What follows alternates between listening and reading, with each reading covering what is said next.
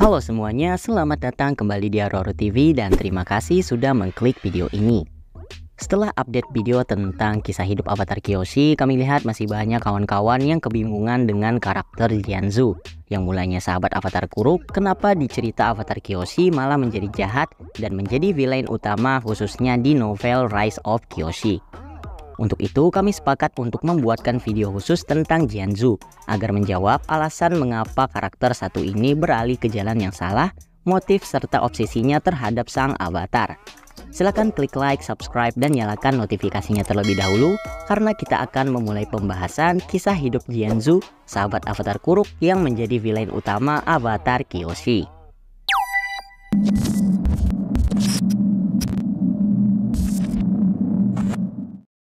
Jianzhu lahir di kerajaan bumi bagian utara di kalangan suku Ganjin. Bagi yang lupa atau tidak tahu, jadi suku Ganjin adalah sebuah suku yang secara turun-temurun tinggal di kerajaan bumi bagian utara. Dan di series Avatar The Last Airbender, suku inilah yang terlibat konflik dengan suku Zhang. Dia berasal dari keluarga yang sederhana dan harus bekerja keras demi mencapai kesuksesan. Di masa-masa mudanya, Jianzhu sudah menjalin hubungan dengan para birokrat Ba Sing Se dan secara bertahap mendapatkan pengaruh politik. Dia kemudian berlatih pengendalian tanah di bawah bimbingan Lu Beifong. Jianzhu pertama kali bertemu dengan Avatar Kuruk saat dia belajar pengendalian tanah di kerajaan bumi. Avatar Kuruk bersikeras untuk menggabungkan bentuk pengendalian air ke dalam pengendalian tanahnya, yang tentunya tidak disetujui oleh Lu Beifong. Namun Jianzhu menganggap hal ini sebagai kelebihan Avatar Kuruk dan akhirnya mereka berdua menjadi sahabat. Bahkan sampai-sampai Jianzhu diminta oleh sang avatar untuk melatihnya memperdalam kemampuan pengendalian tanahnya. Tidak hanya itu saja, mereka berdua juga memiliki hobi yang sama, yakni bermain Paisho. Ya, bagi kawan-kawan yang mau tahu petualangan Jianzhu dan Avatar Kuruk, simak saja video yang satu ini. Seiring berjalannya waktu, Avatar Kuruk kelelahan karena terus-menerus bertarung melawan roh-roh jahat. Jianzhu pun mengambil alih tanggung jawab politik sang avatar dan mendapatkan lebih banyak kekuatan politik. Tim Avatar Kuruk akhirnya berpisah, membuat Jianzhu merasa bersalah karena tidak membantu dan membimbing Kuruk dalam menjalankan berbagai tanggung jawabnya sebagai avatar. Puncaknya ketika Avatar Kuruk wafat di usia mudanya yakni 33 tahun, semakin menambah perasaan bersalah kepada Jianzhu. Dia berjanji akan mencari dan menemukan avatar berikutnya yang dipastikan adalah avatar pengendali tanah. Sayangnya menemukan penerus Avatar Kuruk rupanya sangat sulit bagi Jianzhu dan para guru bumi. Mereka melakukan pencarian di kerajaan bumi untuk waktu yang cukup lama tanpa membuahkan hasil, menyebabkan pencarian meluas hingga ke seluruh dunia. Pada saat inilah Jianzhu mengambil peran yang lebih aktif dalam menjaga keseimbangan di tengah ketiadaan Avatar Kuruk, yang membawa dampak negatif pada diri Jianzhu. Seiring banyaknya konflik yang bermunculan, sifat kejam dan licik mulai tumbuh di kepribadian Jianzhu. Dia berusaha memberantas berbagai kelompok Dao Fei, istilah yang digunakan untuk kelompok geng dan kriminal. Misalnya saja dalam suatu peristiwa di mana dia memburu kelompok Dao Fei bernama Yellowneck dan dengan mudah mengalahkan mereka di sebuah tempat bernama Zulu Pass. Jianzhu memutuskan untuk tidak mengeksekusi pemimpin mereka yakni Su Ping'an, namun tetap menyiksa para pemberontak pengendali tanah sampai mati. Dia kemudian menjanjikan kebebasan kepada pemberontak non-bender jika mereka berhasil menggali lubang yang cukup dalam untuk bersembunyi sebelum matahari terbenam. Dan sebaliknya jika gagal, maka Jianzhu akan membunuh mereka. Namun sayang, ketika malam tiba, Jianzhu melanggar janjinya dan langsung mengubur 5.000 pemberontak yang ironisnya berhasil menggali lubang tersebut dengan susah payah, sementara sisanya melarikan diri. Dari sinilah Jianzhu mendapatkan panggilan Jianzhu the Grave Digger. Lebih parahnya lagi, Jianzhu mengirim pesan kepada Raja Bumi menyatakan bahwa Su Ping'an telah tewas. Publik juga tidak diberitahu tentang pembantaian tersebut dan membuat Jianzhu dianggap sebagai pahlawan nasional karena berhasil menumpas geng kriminal tersebut. Di saat yang sama, Jianzhu menghubungi sekutunya di negara api, memberitahu mereka tentang kemampuan Su Ping'an yang mampu menciptakan petir dan memenjarakannya di penjara Gubernur Tesihung. Apakah ini ada korelasinya dengan lightning bending yang hanya dipelajari anggota keluarga kerajaan negara api? Agak menarik sih untuk dibahas. Gimana menurut kalian? Bahas nggak? Singkat cerita, dikarenakan pencarian avatar dengan metode kerajaan bumi yang kunjung tidak membuahkan hasil, Jianzhu bersama sahabatnya yakni Kelsang memutuskan untuk menggunakan metode pencarian avatar dari kalangan pengembara udara. Mereka pergi ke desa terpencil bernama Yokoya untuk melangsungkan tes pencarian avatar. Semua anak-anak Yokoya yang ikut dalam tes tersebut gagal hingga ada satu anak perempuan yang sempat menarik perhatian Jianzhu dan Kelsang karena sempat memilih relik avatar pengembara udara, dan anak ini adalah Kyoshi. Sayangnya Kyoshi tidak mempercayai Jianzhu Kelsang dan langsung kabur membawa relik tersebut. Jianzhu dan Kelsang terus berusaha mencari penerus avatar Kuruk meskipun para tetua dan guru bumi banyak yang menyerah dan menganggap jika siklus avatar telah berakhir. Jianzhu dan Kelsang akhirnya berangkat ke desa Makapu di mana mereka meninjau aktivitas gunung berapi setempat.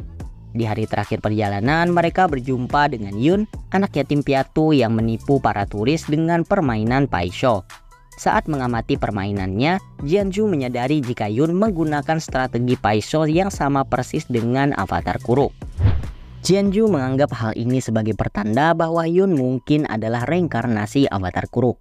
Yun juga memiliki kemampuan pengendalian tanah yang hebat untuk anak seusianya, yang mana membuat Jianzhu semakin yakin dan menyatakannya sebagai avatar. Selanjutnya, Jianzhu meyakinkan para guru bumi untuk mengakui Yun sebagai avatar sekaligus menjadikannya sebagai pengasuh dan mentor, mengajarinya semua yang dia ketahui tentang pengendalian tanah dan kehidupan politik kepada Yun. Keduanya membentuk ikatan yang erat dan sering bermain Paisho bersama. Seiring berjalannya waktu, Yun mulai melihat Jianzhu sebagai figur seorang ayah. Untuk melindungi dan melatih Yun dengan aman, Jianzhu memutuskan untuk membangun sebuah mansion di desa Yokoya atas saran Kelsang, mengingat tempat itu cukup terpencil dari dunia luar. Mansion ini memiliki staf yang lengkap dan salah satu pelayannya adalah Kyoshi, di mana Kyoshi dan Yun akhirnya menjadi teman baik. Jianzhu berhasil membimbing Yun untuk menguasai pengendalian tanah dengan sempurna serta menjadi individu yang karismatik dan berpengetahuan luas. Tujuannya adalah untuk membentuk avatar muda sesuai dengan keinginan Jianzhu, pribadi yang ramah dan bersahabat serta sangat efektif dan mampu mengambil keputusan yang sulit. Selama perjalanan ke negara api, Jianzhu dan Yun membantu Raja Api Zoryu selama konflik perebutan tahta yang kemudian dikenal sebagai Perang Camellia Peony. Mereka menyarankan Raja Api Zoryu untuk merekrut orang yang mirip dengan Yun agar bisa mengamankan posisi dan keselamatannya. Nah, disinilah awal mula kenapa Raja Api Zoryu memiliki seorang umpan yang mirip dengan Yun. Ditambah lagi, Jianzhu melatih Yun dengan latihan yang ekstrim selama berada di mansion. Misalnya saja berlatih untuk mencerna dan meningkatkan daya tahan tubuh terhadap racun yang ia pelajari dari Amak, yakni master pengendali air dari suku Air Utara. Meskipun Yun sangat berbakat dalam pengendalian tanah, dia tidak menunjukkan kemampuan seperti itu untuk elemen lainnya. Pada suatu ketika, Jianzhu memaksa Yun untuk berlatih posisi pengendalian api sambil berdiri di atas paku yang terbuat dari tanah. Jianzhu menganggap kurangnya kemampuan pengendalian Yun karena ketidakdisiplinannya dan semakin membatasi waktu luang Yun sambil menerapkan metode latihan yang lebih keras dan brutal. Jianzhu sangat ingin memperoleh lebih banyak kekuatan politik dan memastikan bahwa dia membuat keputusan yang tepat karena mendeklarasikan Yun sebagai avatar. Singkat cerita, Jianzhu mulai memiliki keraguan tentang Yun dan diperkuat setelah melihat betapa kuatnya pengendalian Kyoshi selama peristiwa pertemuan dengan The Fifth Nation, yakni kelompok bajak laut yang menolak aturan 4 negara. Sekedar pengingat kembali, coba tonton video kisah hidup avatar Kyoshi yang ini agar kalian mengerti seperti apa peristiwa dengan The Fifth Nation yang saya maksud di sini. Saat kembali ke Yokoya, Jianzhu mencoba bertanya kepada Kyoshi tentang apa yang telah terjadi di Gunung Es. Menceritakan semua yang telah Jianzhu lakukan untuk menjaga kerajaan bumi tetap bersatu di tengah ketidakhadiran avatar. Namun Kyoshi hanya mengatakan bahwa dia panik dan tidak menyadari jika kemampuan pengendaliannya sekuat itu. Jianzhu pun menjadi frustrasi dan dengan putus asa Jianzhu memutuskan untuk membawa Yun dan Kyoshi ke sebuah gunung tersembunyi di mana sesosok roh dapat mengidentifikasi siapa avatar yang sebenarnya, yakni Father Glowworm. Mungkin muncul pertanyaan, kok Jianzhu tahu tentang Father Glowworm means? Yaps, di saat absennya kehadiran avatar, Jianzhu tidak hanya memusatkan perhatiannya kepada hal-hal duniawi, namun dia juga mulai menjalin kontak dengan dunia roh. Dengan menggunakan jurnal Avatar Kuruk, dia mengenal beberapa roh dan salah satunya Father Glowworm yang merupakan salah satu musuh terkuat dari Avatar Kuruk. Setelah meminta Yun dan Kyoshi bermeditasi, Jianzhu menggunakan aroma dupa untuk membius mereka agar Father Glowworm bisa mengambil darah mereka untuk diperiksa. Yun berhasil siuman berkat pelatihan racun dari Master Amak dan berusaha menyerang Father Glowworm untuk melindungi Kyoshi. Namun roh tersebut tetap berhasil mendapatkan darah mereka dan mengungkapkan jika Kyoshi adalah avatar yang sebenarnya. Setelah kebenaran terungkap dan khawatir roh tersebut akan membalaskan dendamnya pada reinkarnasi Avatar Kuruk, Jianzhu menyelamatkan Kyoshi dan membiarkan Father Glowworm menangkap Yun karena menganggap mantan muridnya itu sudah tidak berguna untuknya. Bisa dibilang ini tindakan yang sangat di luar nalar mengingat hubungan antara Jianzhu dan Yun yang sangat dekat. Ini menunjukkan bahwa yang Jianzhu pedulikan saat ini hanyalah kekuasaan dan kendali atas avatar. Jianzhu tidak memiliki keraguan saat mengorbankan Yun, mungkin karena ingin menutupi kesalahannya dalam mengidentifikasi avatar. Mengira Yun telah tewas, Kyoshi pun mengamuk dan berusaha menyerang Jianzhu. Disinilah Kyoshi melakukan pengendalian api untuk pertama kalinya. Meskipun itu terjadi tanpa disengaja, serangan Kyoshi tidak terlalu berpengaruh pada Jianzhu yang notabene-nya seorang master pengendali tanah. Ditambah Kyoshi tidak pernah mengikuti pelatihan pengendalian. Kemudian Kelsang tiba-tiba muncul setelah mencurigai bahwa mereka bertiga tidak berada di mansion. Jianzhu mencoba membujuk Kelsang bahwa Kyoshi adalah avatar yang sebenarnya dan ia mengaku bahwa Yun telah mati serta berusaha menghindari tanggung jawabnya. Kyoshi menceritakan kejadian yang sebenarnya kepada Kelsang dan Kelsang pun bersumpah bahwa Jianzhu tidak boleh lagi terlibat dengan Kyoshi. Jianzhu tidak suka dengan pernyataan Kelsang tadi dan berkata tidak ada tempat di 4 negara di mana mereka bisa bersembunyi darinya dikarenakan koneksinya di seluruh dunia. Kelsang mencoba mengulur waktu agar Kyoshi bisa melarikan diri dengan menyerang Jianzhu. Namun dikarenakan lukanya yang belum sembuh dan keraguannya untuk menghabisi Jianzhu, Kelsang akhirnya terbunuh di tangan Jianzhu dengan cara yang cukup tragis. Bisa dibilang disinilah momen perubahan besar terjadi pada diri Jianzhu karena dia baru saja membunuh rekan yang telah dikenalnya selama bertahun-tahun tanpa keraguan sedikit pun. Kematian Kelsang membuat Kyoshi memicu avatar state-nya dan menghancurkan semua hal di sana. Untungnya Jianzhu berhasil menggali lubang yang dalam dengan pengendaliannya dan ketika kembali ke permukaan Kyoshi telah pergi. Sesampainya kembali ke mansion, Jianzhu memberitahu Heiran apa yang terjadi pada Kelsang dan Yun dengan versi ceritanya sendiri. Dia menjelaskan bahwa Kyoshi adalah avatar yang sebenarnya, kemudian berbohong bahwa roh jahat telah menculik Yun dan Kelsang, membuat Kyoshi menyalahkan Jianzhu atas hal itu dan lantas melarikan diri. Biasanya tiap kali ada yang mengancam kekuasaannya, Jianzhu selalu menemukan cara untuk mengatasi hal tersebut. Namun dengan kepergian Yun dan Jianzhu yang terus-menerus mencari-cari alasan atas ketidakhadiran sang avatar, banyak politisi di seluruh dunia mulai mempertanyakan kekuatan dan statusnya sebagai pengasuh avatar. Jianzhu berusaha sebaik mungkin untuk bergantung pada sekutunya dan mencoba untuk keluar dari situasi yang ada, namun tidak berjalan dengan baik. Salah satu politisi yang sangat mengganggu bagi Jianzhu adalah Hui, yakni rivalnya dalam memegang kekuasaan di kerajaan bumi. Sedikit penjelasan saja, jadi Hui ini adalah orang kepercayaannya Lu Beifong, yang tentunya juga memiliki relasi dan koneksi yang sangat luas sama seperti Jianzhu. Nah, Hui ini tidak percaya dengan alasan Jianzhu yang mengatakan jika Yun dan Kelsang sedang pergi melakukan perjalanan spiritual. Intinya dia curiga dan berencana untuk mencabut wewenang Jianzhu sebagai pengasuh avatar. Karena merasa posisinya terancam, Jianzhu kembali melakukan salah satu tindakan yang cukup gila untuk melenyapkan lawan politiknya tersebut. Jianzhu mengundang semua lawan politiknya termasuk Hui untuk rapat di mansion avatarnya. Dan di momen ini mereka tidak ada yang tahu bahwa Kyoshi adalah avatar sebenarnya. Jadi di pertemuan itu, Jianzhu meracuni air teh yang dihidangkan untuk semua orang termasuk dirinya sendiri. Jianzhu melakukan hal berisiko itu agar bisa membersihkan dirinya dari kecurigaan. Jianzhu selamat dari racun tersebut berkat pelatihannya dengan Amak, yakni guru pengendali air Yun yang sudah saya jelaskan sebelumnya. Hui dan para politisi akhirnya tewas setelah meminum racun tersebut.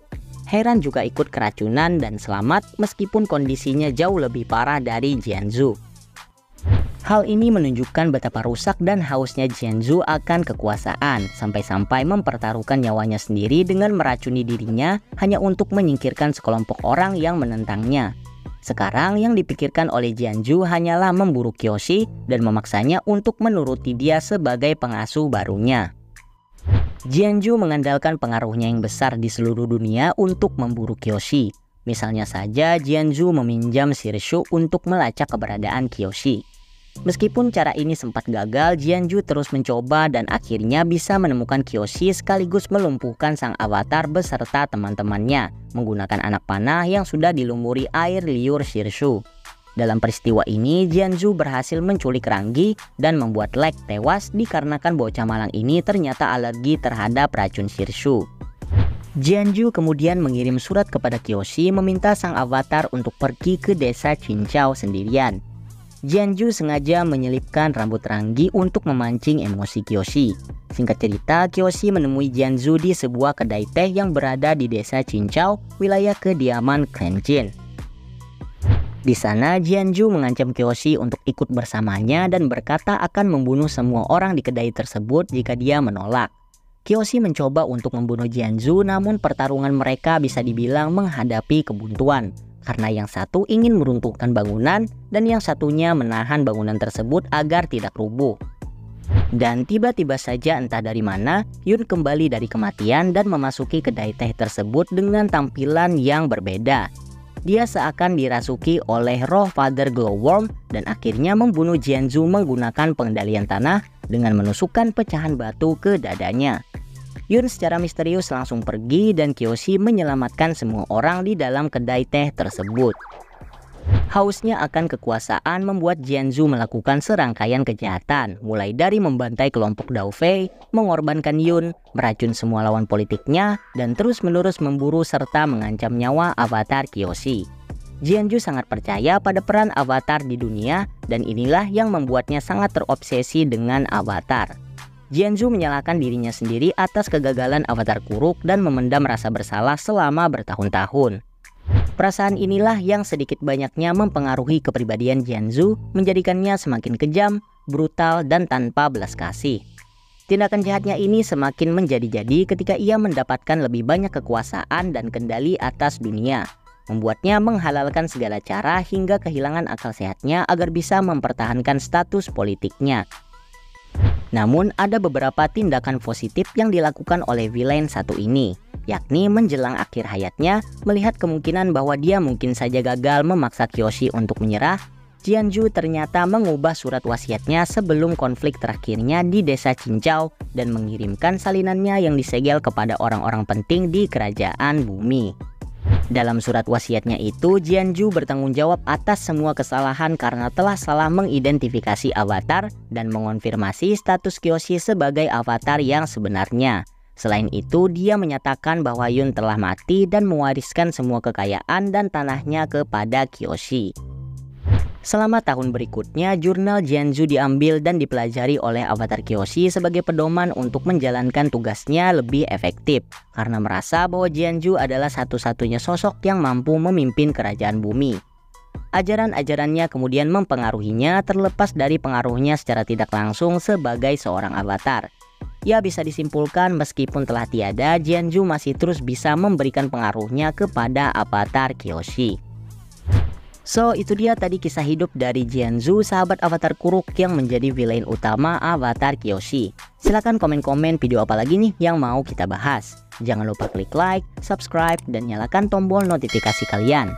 Thank you yang sudah nonton, sampai jumpa di video selanjutnya dan adios.